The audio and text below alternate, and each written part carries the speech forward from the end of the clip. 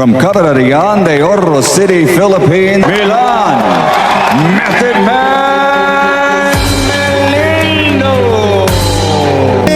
BBF Bantamweight Champion, there is Carl Chavez Wonderboy Martin. Nagkakati ka po mga laban, A3 Boxing TV. Sabay sa pagpasok ng 2026, nagkaroon ng tensyon ng dalawang magagaling na mandirigma ng Pilipinas. Ang former IBF at IBO champion na si Milan Melindo at ang undefeated rising star na si Carl James Martin, kung saan matindi ang palitan ng maaanghang na salita ng mga tagahanga ni Martin at hamunan sa pagitan ng dalawang kampo. Kaya ang sigaw ng fans, maglaban na kayo para magkaalaman na, kung saan may demand si Melindo ng 5 million pesos at babalik ito sa aksyon at lalaban ang si Martin. Si Martin, na kilala bilang Wonderboy, ay may malinis na record. 27 na panalo, walang talo, at 20 dito ay knockouts. Whenever Martin attacks, and this is At isang ranked number 2 contender sa WBO sa titulong hawak ni Naoya Inoue. Pero sabi ng ilang fans, namimili ng kalaban at mga magtataho at tricycle driver lang daw ang kanyang mga tinalo.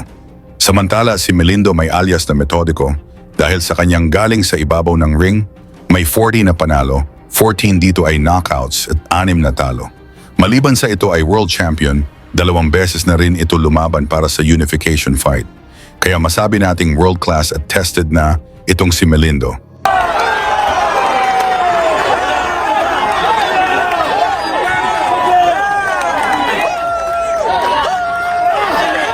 Kahit wala pang talo si Martin, marami pa rin ang may pagdududa dahil pinipili at malayo sa rankings ang mga kalaban.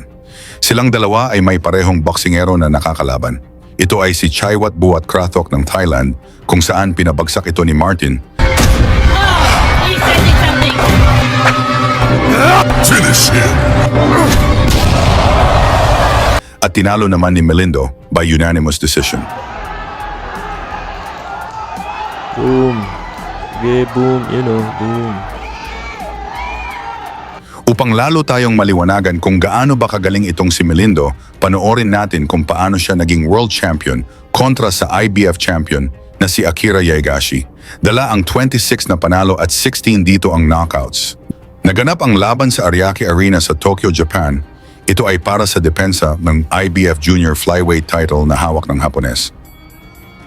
Sa pagbungad ng unang round, mainit kaagad ang palitan ng suntok, ngunit makita natin ang bilis at klarong patama ni Melindo. ものを魅了する激闘王八重樫明3度目の防衛戦です。赤いグローブ、画面の右から手前へ、白いトランクスに紫のベルトラインが入っています。一方左のジャブを出しながら距離を詰めていこうというのが暫定チャンピオンのミラン・メリンドです。まずポイントは川島さん、どういうところになると考えますか？このメリンドという選手はですね、どちらかというと街のボクシングなんですね。待って相手が打ってきたところにカウンターを決める、そういう特徴を持ってますので、自分としては八重樫選手にビハインドしてもらってですね、でボクシングしてもらうと。で中盤から後半にしっかりした打ち合いをやっていただければなと思いますね。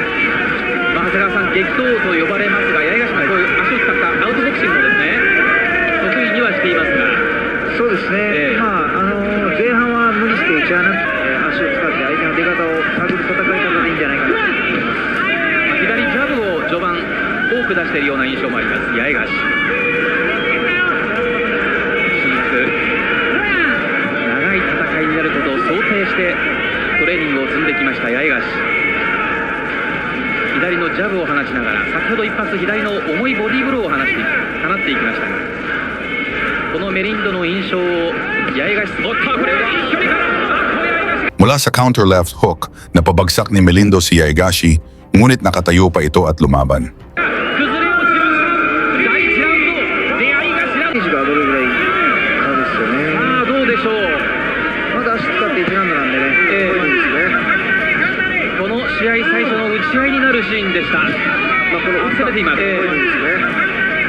この試合最初の打ち合いになるシーンでした。この攻めています。打った後に必ず返してくるスポーツ選手ですね、この選手はね、こういうふうにね。Mula sa solidong kaliwa ni Melindo, bagsak ulit ang champion, ngunit nagpakita din ito ng tapang. ダメージが残っています。この試合は IBF ルール1ラウンドの中に何度ダウンしても立ち上がれば大丈夫です。フリーの可能性です。ちょっと動いてもいいですよ、動いてもね。残り時間はまだ50秒ある。入ってほしい八重樫。ちょっと足深く動く方が安心ですけどね。そうですね。打ち合いに行ってしまうか八重樫。クライシス危機を迎えた八重樫。動いて追いからいない。動いて。得意のフットワーク。どよめいています有明コロシアム。立て八重樫。頑張ってほしい。頑張れ。どうなるか。まさかの第1ラウンドノック。 Wala sa mga solidong combination ni Melindo, bagsak ulit si Yaegashi sa ikatlong pagkakataon at dito na inawat ang referee ang laban. 第1ラウンドノックアウト。